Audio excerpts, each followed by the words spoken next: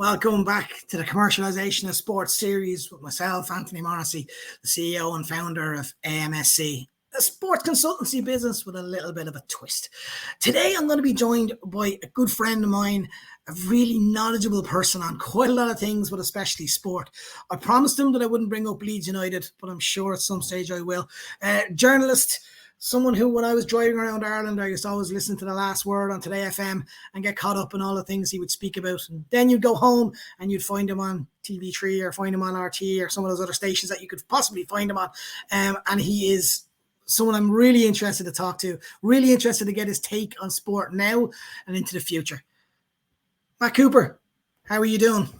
Very good, Anthony. Thanks very much for inviting me on. I'm delighted to have you on. Really, really do appreciate it. I'm sure for a lot of people, sometimes when you transfer it over from the radio onto TV, I'm sure people started coming up to you on the street and started seeing you because they'd have heard your voice so much. Was that a difficult transition for you to do from radio to TV? Doesn't happen that often. I'm not recognised that much, Anthony, to be honest. That's brilliant. Like, we started at the very start, and we're talking about sport and we're talking about the commercialization of it, but we're also talking about the love and passion of sport, because sport is about passion. It's what makes it special. So going back to your childhood or your first entities, what do you remember first? What's your first memory of sport? And what was the thing that kind of got you into it? My father was very involved with rugby in Cork, with Sundaysville Rugby Club, where he had played and where he had been president. My father was quite a lot older than I was. He was 50 when I was born.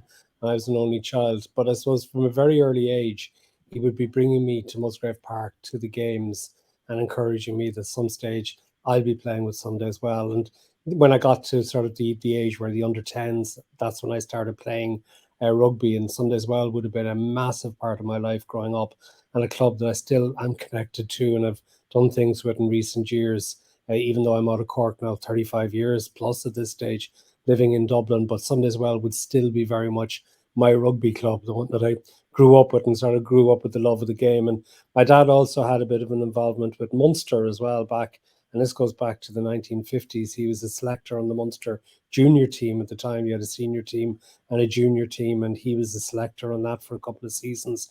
So he would always have had the interest, and we would have gone to Munster matches in the days when there wouldn't have been that many people going to Munster games, unlike you have it now in the professional era. So that would have been, I suppose, my starting point. But I also became really almost obsessed with sport as a child. And you made mention there of Leeds United. And yeah, I became a big fan of Leeds in the early 70s. And I also remember I used to love watching Sports Stadium on the television on a Saturday. Apart from the horse racing, never got into the horse racing. Always sports where there was a ball involved. And in school, playing hurling and Gaelic football at my primary school, St. Joseph's in the Mardyke, and then going to the North Mon for secondary school, which was a big hurling school. And I was a terrible hurler, absolutely useless hurler. Wasn't particularly much better at Gaelic football, but I ended up playing on a really, really good Gaelic football team, Bishopstown team, which we lost the minor final in 1984, which was actually my fault in a replay against St. Finbarrs. We had some really good players. Paul McGrath went on to win All-Irelands with Cork in 89 and 19, was an all-star that year. He was our star player, but there were loads of other good players, and would have played up a year with Barry Coffey, who would have been in college with me in UCC as well. So sport was always this massive part of my life, playing it, participating in it, watching it as a child, and into adulthood. It has just given me so much enjoyment and joy since as well. It's interesting you said that about that you blamed yourself for a minor game. I remember being 11 years old playing for Middleton soccer team in the Munster final, and I got a last minute chance and I ballooned it over the bar. And if someone said to me I could go back to one moment in my life to replay it, it would probably be that moment when I was 11 years old. So it's very interesting you said that. I fully understand that, but actually I'll make it worse and it was two moments. I was in goal for Bishopstown against St. Finbarrs in the minor final replay, down on the pitch in Ballinlough, where the matches used to be played at the time before Parky Ring came into existence and bought from the old Flower Lodge. So we were playing in Ballinlough. We had drawn the first day. We had actually won the game on the first day, except for an outrageous refereeing decision. One of my best friends is a St. Finbarrs lad, And he was in the crowd that day. He's a couple of years younger than me. He likes to say he's a lot younger than me. Emma Fitzpatrick. And he brought me down to a bar's function last year, funnily enough. But what happened was that at the very end of the game, we had a 45, and it was chipped up by Paul McGrath to Anthony O'Sullivan, who was on the Cork senior hurlers subsequently. He was a sub in 92 when they got beaten by Kilkenny. And he chipped up, and Anthony floated a fantastic point over the bar. But as the ball was in flight, the referee blew the final whistle. Oh, That we shouldn't have taken the chip up. It was an outrageous decision. So we went to the replay, and I was playing really well at the time, in really good form, and possibly became a little bit overconfident. And it was pouring rain, and the shower stopped, but everything was wet and slippy. And it was a long ball, came right down the middle, and I actually went out too far to try and take it, and realized I'd come too far to grab it, take it over my head. And I tried to palm it, and I palmed it into the back of the net, own goal.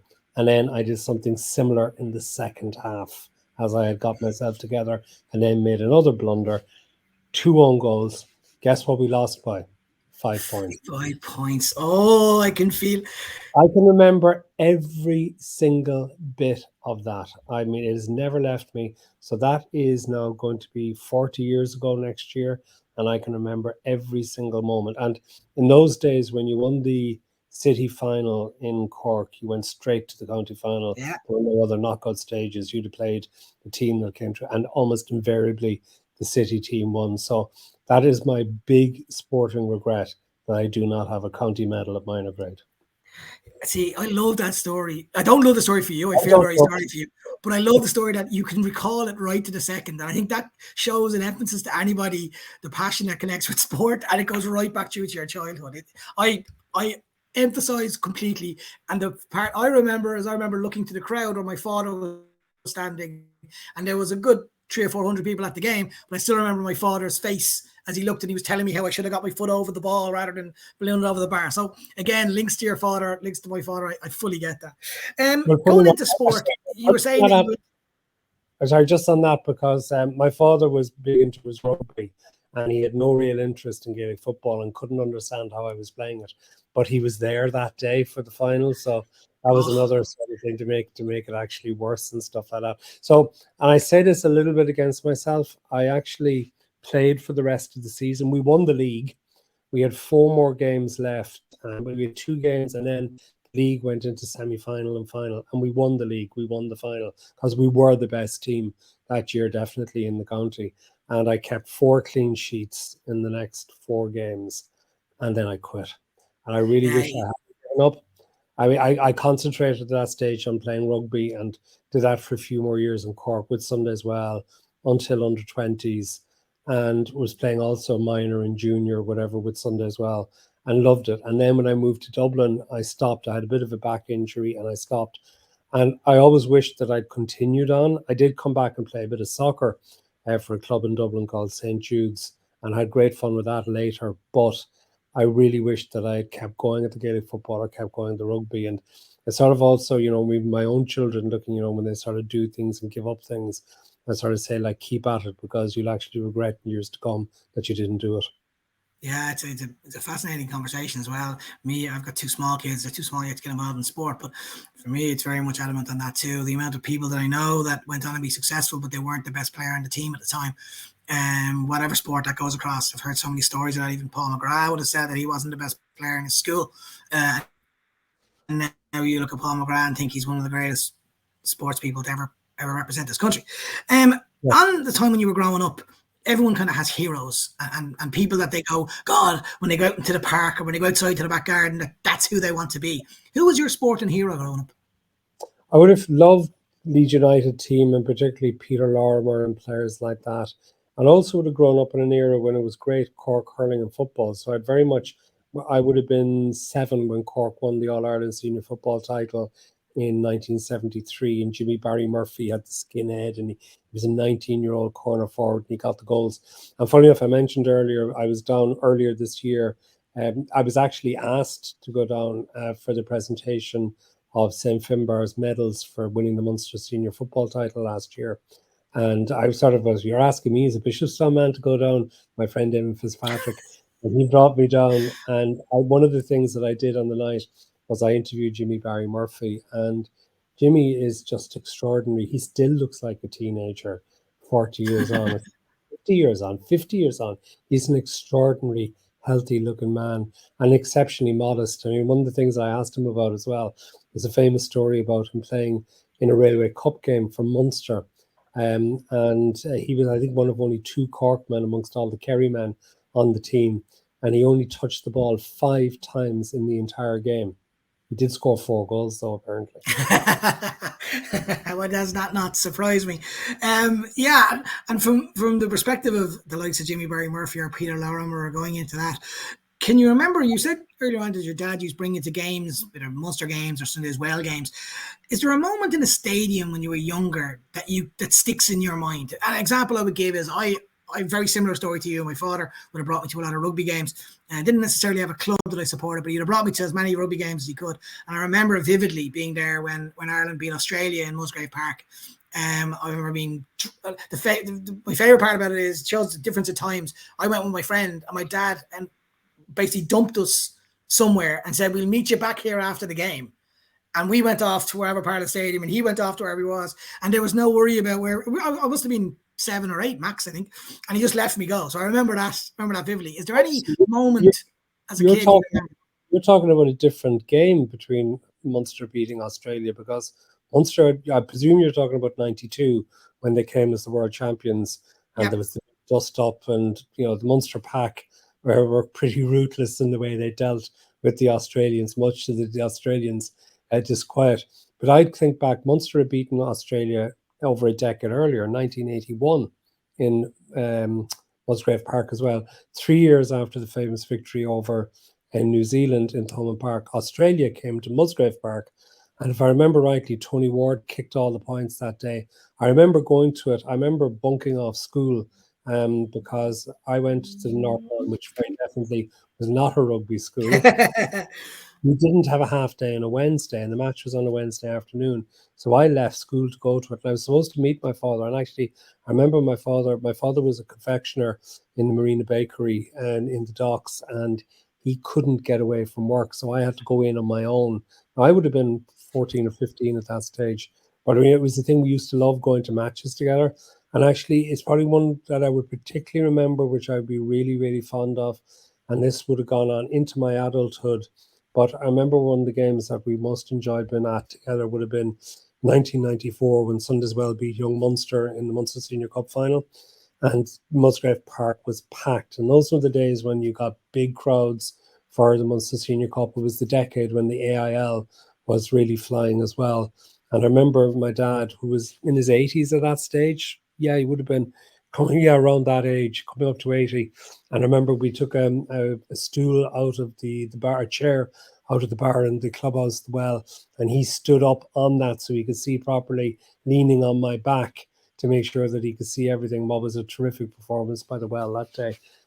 That sounds brilliant, and that's what sport's about. It's those little memories. And I asked this question to quite a few people, and they all give me answers very personal, similar to what you just did. Rather than saying, "I remember the moment that such and such scored this try or scored this goal," it's not actually that. It's the feeling of connection with their friends or with their family or with somebody that's there. And I think that's a real good thing for any company brand who's connected to the sport, or any club to remember as well, that while it's great those moments are created by the try or by the goal, what really stands out is the moments off the field that you remember, your father, your mother, your brother, your sister, etc. So I think that's a massively important point.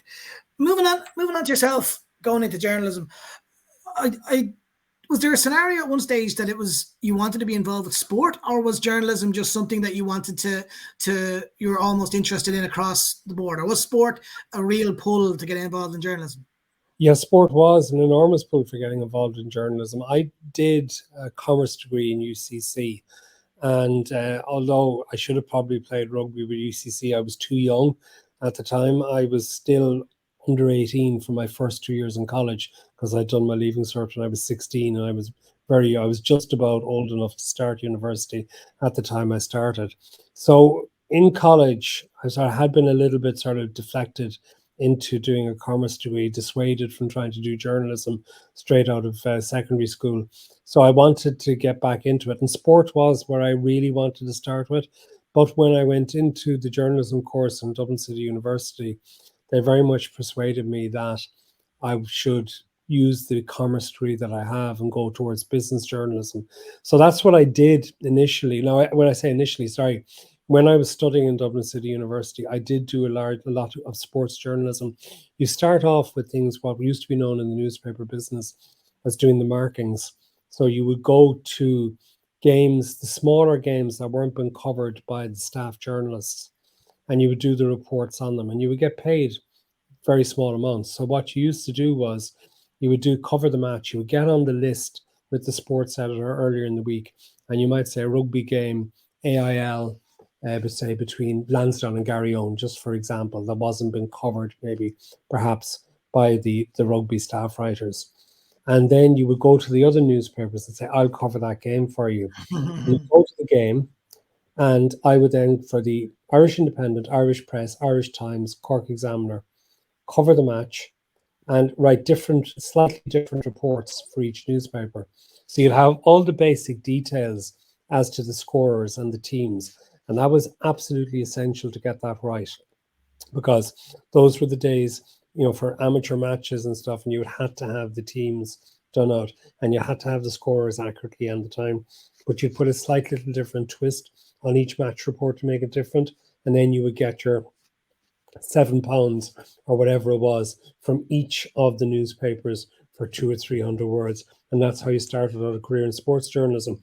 And I was doing that, and I was doing well at it. But then I got offered a job in business journalism, and I took it up. So it was not until many years later that I got the opportunity, when I became, well, obviously I'd have been very involved in directing things when I was editor of the Sunday Tribune. I think I would have been a complete pain in the neck for most of the sports editors, because I had far more interest in the sports sections than maybe other editors would have. And after that, then, when I started on the radio in The Last Word, obviously sport is a big part of the programme from Eamon Dunphy's time, and I took that on and developed it. And then I got the opportunity in television sport, which I really enjoyed doing. So I've done 2 Rugby World Cups, 2007 and 2015 for what was then TV3. I did 6 years of GA coverage for the old TV3, doing live GA, which I absolutely loved doing, going to the grounds and doing the matches. And also did 2 seasons of Champions League coverage as well, sitting on the sofa and the couch on a Tuesday or Wednesday night. So I've had great opportunities in sports journalism almost by accident. And what's interesting then as well is you've gone to the grounds from the very bottom and work your way up, and you've gone to obviously see fantastic events and fantastic occasions within sport. But what for you makes a good stadium? And I'm not just talking from a journalistic perspective, but from an atmosphere perspective. So what for you, when you walk into a specific arena, you go, yeah, this is something special about it, and what is that something special? Yeah, it's funny because sometimes, the difference, I mean, very obviously, I love going down to Thomond Park, and will go as regularly as I can get down to Thomond Park for Munster matches. And that you get just the noise, I suppose. The other thing is, and it's the engagement and the involvement of the fans. And, you get these extraordinary moments where everybody comes together and is roaring their head off and completely excited. I mean, by the same token, that can happen in the Aviva Stadium as well. I think the Munster-Toulouse game last year was just phenomenal from that regard as well, just the excitement. So it's the people make the event as much as anything else. And sometimes the high-tech stadiums aren't necessarily the best. I've only been to Wembley once, the new Wembley. I had been at the old Wembley as well. But the new Wembley, and I was there for what was one of the most brilliant exhibitions of football I've ever seen, when Barcelona beat Manchester United 3-1 in 2011 in the Champions League final. And Barcelona were just absolutely extraordinary to watch. But it was always at times you felt so far back. And when Barcelona were being presented with the trophy afterwards on the other side of the ground, it was almost so far away that you needed binoculars to actually see what was going on. And I remember being taken by that, and it was very, brilliant corporate, and we had a fantastic meal beforehand and all the rest of it. But there was something not quite right about the setting as I saw it.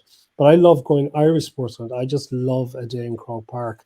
I've had a whole series of days in Croke Park this year where I've just loved being at All Ireland finals and stuff. And yeah, it was just a pleasure to be at the Dublin Kerry final this year, to be there for Limerick as well in the hurling. I just love going to these games because Irish crowds make what happens as much as the stadium. Yeah, and I think that's something that can be forgotten sometimes with the introduction of really nice corporate hospitality. I should know, really good places to go and do things, and entertainment beforehand, and it's almost set out in stone. Something you mentioned a bit earlier that has definitely resonated with me was, again, it was to do with Munster, but when we played Toulouse, which you mentioned, the Toulouse game in the Aviva Stadium a couple of years back. What still stands out to me is the moment when they played Zombie. Yeah. And how the crowd got that. And what I love about that is I know the person who was involved in organising that, and it was a decision made within 20 seconds. And it was just, we need a filler now because we didn't expect extra time. What do you have to put on? And somebody said, oh, let's throw Zombie on. It's obviously the connection to Limerick and the connection with Dolores O'Riordan. And it's now become almost an anthem because it was taken over by the fans. And that's the part that I think is beautiful about it. And from a Leeds United perspective in Ellen Road as well, I would assume the same thing would go there. Liverpool would have it at Anfield, etc. Celtic Park would have it, of course. And then you go into grounds in America where they'd have something similar, especially around college football. Is there anywhere that you went to that you sat there other than Wembley, which you mentioned, and said, oh, I really would like to have seen this stuff happen? There's just one kind of moment that the game nearly made it, but just didn't have that oomph about it. Was there anything else outside of Wembley that you could think of that would stand out in your brain? Well, I'll tell you, I'll take that in a slightly different way. And possibly the worst game of football, or almost the worst game of football that I was at, had the most brilliant and dramatic ending imaginable for Irish fans. And that was the Ireland-Romania penalty shootout in Genoa in 1990. Yes. Because I was at the game, and it's a long story as to how we got to the game. It was basically 8 of us went in a single engine jet on the morning of the game, which took 8.5 hours to get to Genoa. We arrived hours late to meet the guy who had the tickets. We got the tickets a half an hour before the match, got into the game. It was baking hot. The game was absolutely terrible. But then the penalty shootout just made it the most absolutely wonderful event. And then I was lucky enough as well, 4 years later, to be in the Giant Stadium for when Ireland beat Italy 1-0 out in New Jersey. And that was just one of the most extraordinary events to be at. So I feel very privileged. You might notice there's a theme here that a lot of these things happened when I was younger, before I was married and had kids. And because I've missed those events, particularly foreign travel over the years, because just not feeling that I could actually justify the time away from the family or even the cost of going to various games. But some of those moments will always be with me as just extraordinary moments to have been at. And you said the word twice there, and the word I would use, everyone, is moments, and it's creating moments. And again, I think I'm emphasizing it a bit too much, but again, emphasizing to people who could be listening, who are involved with clubs or federations, or even with brands, it's not necessarily the moment on the field. It can potentially be the moment after. I love the story of 8.5 hours in a one with 80 of your friends in a jet that took 8.5 hours to get from Cork or Dublin or wherever it was across to Genoa. You probably could have driven quicker, but that's fascinating. No, but I tell you something that you sort of put your finger on there as well, about how some of these things are organic. And that story you just told about Zombie, for example, there's an enormous amount of planning goes into sport now and goes into the creation of the event. But actually, an awful lot of the thing just for the best happens spontaneously. And that actually is the other thing about sport. Sport is the ultimate reality TV, the unscripted reality TV. You don't know what's going to happen. It's the unexpected. And sometimes you have to sit through games which are not very good, which are not particularly exciting, which might have low skill levels, but then something can happen. Or there are days when games just take off. Because I know earlier this year, I've been at the Ireland-France game in the Aviva, and on Ireland's most important win, arguably, on the way to winning the Grand Slam. And at the end of the first half, Eamon, who I've mentioned a few times myself, turned around to each other on the ground and said, "Have you ever seen a half of rugby like that? That was just extraordinary. That was just absolute brilliance. And it just feels terrific to be there, the pure escapism of that. I suppose sport also offers a degree of escapism. And I just sort of maybe just tangentially to that, in the last 3 years, I've taken up golf. And I'd never expected to take up golf. I'd always sort of looked a little bit askance at it. And just circumstances got a set a club in my hands back in August 2020 and actually found this is the best thing I've come across for taking my mind off everything else, for taking my mind off work, taking my mind off anything, the problems that might be with family or anything like that. And now I've become a golf, I wouldn't say obsessive, but near enough to it. And not that I'm sort of any good at it or anything like that, but actually just getting out on the course and playing that game for 4 hours and getting away from everything else in life. That's what sport is about. It's the ultimate form of escapism. Yeah, I think you've hit the nail on the head. If I'm completely honest, I think that the amount of people who will be listening to this who would empathise and right through this whole conversation, from having a father figure that connected you into sport, having a list through your friends and some of the stories you have with that, I think a lot of people can fully understand where that comes from, and that's again where the passion of sport comes from, where people's love of sport is. They may not support the same team, but they all have the same understandings of what it is to win, to lose, to draw, and being around people that's there. Just one quick last one before we go on to my last favourite topic I get to.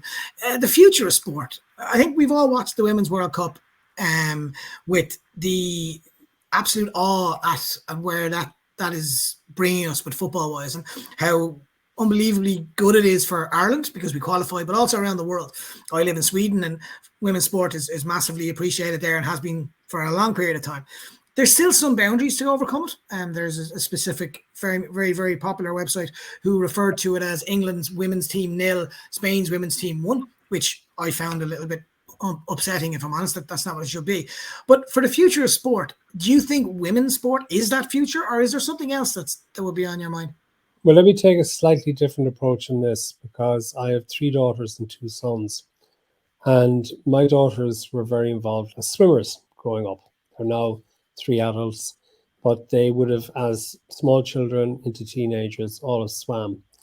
And what I loved about swimming, there was a number of things and I had no background in swimming, and they would joke that I'm a really, really bad swimmer when they see me swim, and they're correct. But what I loved about swimming for them when they were growing up, everyone said it's a very solitary sport. And yes, when you're doing your 2 hours every morning, as they would have done up and down the pool, but they made great friends with the people around them in the changing rooms, doing the drills with them and stuff. But what I loved in particular about it, from all the many galas that I would have gone to over the years in the swimming pools around Dublin and out the National Aquatic Centre, was the absolute sense of equality between the boys and the girls in the use of the facilities. So if you had, say, 50 meters backstroke for boys, followed by the 50-meter backstroke for girls, equal time devoted to them. You have your turn in the pool, then they're like, and it all went. And there was none of this about, as sometimes happens in other sports, that the girls only get to use the facilities when the boys are finished with them. So I thought that was a terrific sense of equality, which I would love to see been extended into all of the sports in relation to the use of facilities. And the girls winning or losing or whatever treated every bit as seriously as the boys. They're absolute equality in the sport, and I'd love to see that as things develop for other sports as well. I think swimming is an excellent example of how it's done right. Yeah, I would agree. I would massively agree. And again, living over here in Sweden, what I love about it is on a Saturday, my father-in-law would turn around to me and say, "Come on, we'll go watch a game." And he won't say who it's for, and we'll get in the car and we'll drive to whatever game that may be. It could be handball, it could be football, it could be basketball, it could be anything. And only when we arrive will I know whether that's boys or girls. And that's similar to what you just said. It's about getting that equality and getting people to understand the skill levels. Man, I'm going to do a quick one at the very end. It's called my top 10 quick fire questions. So it's literally quick fire ones. There's a couple of other questions in there, but it's A or B. So by all means, answer whatever way you want to go with. So, you ready? Yeah. Tea or coffee? Coffee. Club or county? County. Club or country when it comes to rugby or soccer? Country. Favorite social media platform? Twitter.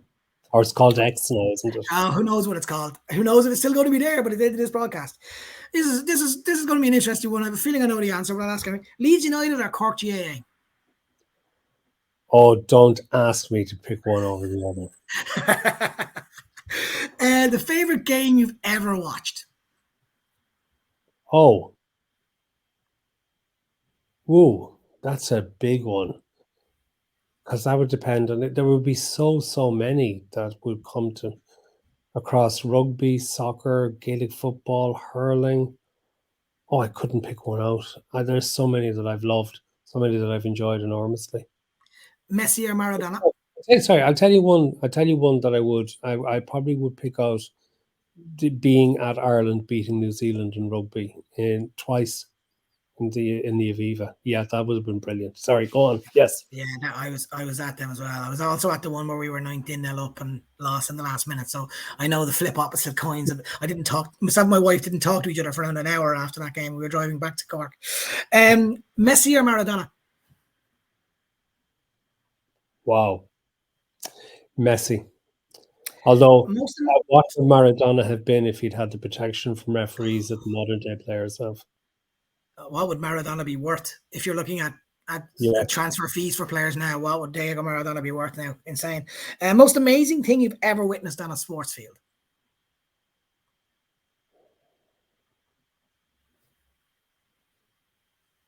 Oh God.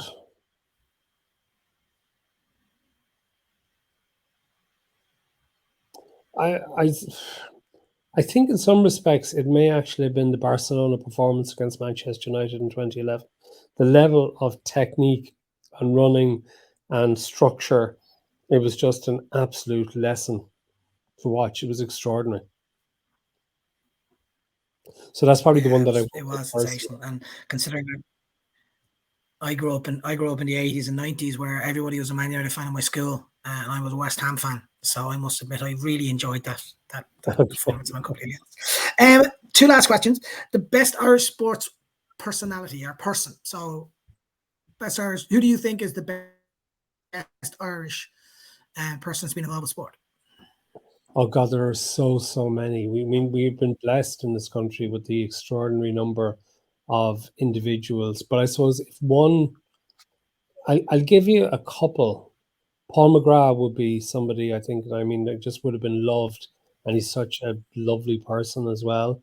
And has overcome so much in his life as well to be just this extraordinary sporting figure who put so much of himself in his performance the day that Ireland beat Italy in Giant Stadium in 1994 was just absolutely phenomenal. So Paul McGrath would be up there.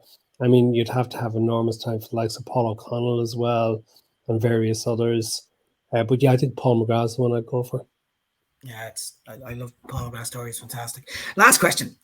If sport was banned in the morning and it was told that there's no more sport, you can't talk about sport, you can't look at sport, it's completely banned, what impact would that have on your life?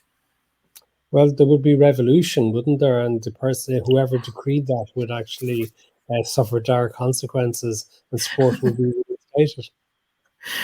Great answer. Absolutely fantastic answer. Mac Hooper, thank you so much for your time. I massively appreciate it. It's great. Do you want to tell anyone that everyone listens to The Last Word, but is there anything coming up as well that you want to tell people where they should go and find you and listen to you? Oh, well, The Last Word, and we'll have extensive Rugby World Cup coverage, obviously, as well as all the other sports that we actually do. And there's a new book coming out soon, but it's nothing to do with sport. It's called Who Really Owns Ireland. Maybe I'll get back at some stage in the future to write in sport again. Having done Jamie Heaslip's autobiography, which was great fun, ghostwriting that, even though we had a lot of good banter about him obviously been very much diehard Leinster man and being a Munster man. But I'd love to get back to doing some sports books again in the future, maybe. Mac Hooper, thank you so much for your time. I massively appreciate it. Have a great day. Thanks very much, Anthony. Good luck.